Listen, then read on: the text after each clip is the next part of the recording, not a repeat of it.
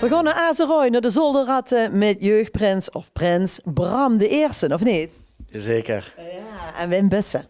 Ik ben Bram, ik ben 16 jaar oud. Ik zit op gildeopleiding, ik doe de timmermanopleiding. Ja, ik ben nu prins. Ja, fantastisch, of niet?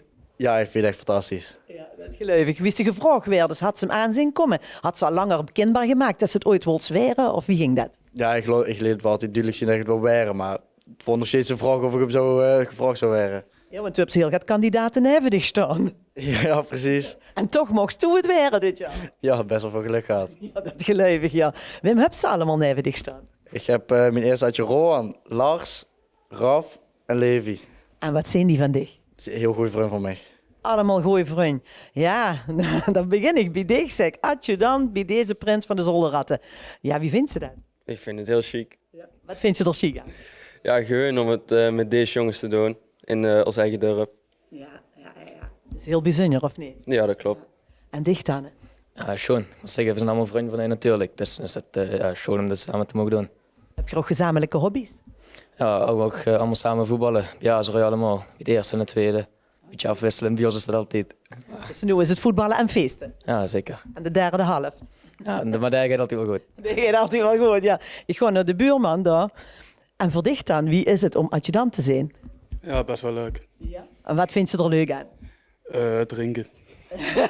Kijk, dat zijn de echte, hè? Dat zijn de echte, ja. En dan gaan we naar de laatste toe. Kom maar dichterbij. Ja, dan sta ik voor de prins. Dat moet er natuurlijk niet hebben. Wim Bussen. Ik ben Levi en ik voetbal met Bram in de tweede. Ja, en om dat samen nu met te mogen maken, heb je dat ook al in de jeugd metgemaakt toevallig? Nee, want hij is nooit prins geweest in de jeugd. En we hadden toen de regel, moest maar één adjudant. Toen heb ik een andere vriend. En dat hebben ze nu flink van afgeweken. Ja, daar zijn ze goed vanaf, ja. En dat is een goeie zet, want je zit nu met een heel grote groep.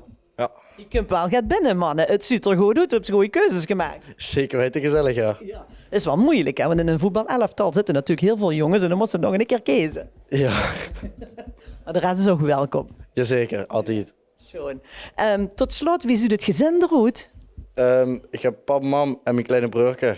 De kleine broertje is adjudant bij de kleinere prins. Dat is helemaal bijzonder. Dus het hele gezin gaat er tegenaan dit jaar. Jazeker. Schoon. Wat is die spreuk? Want dan sluiten we door met af. Ik wens u alvast een hele schone vastelavond. Met deze mossen we dan de vastelavond getimmerd. Met deze mossen we dan de vastelavond getimmerd. Met deze mossen...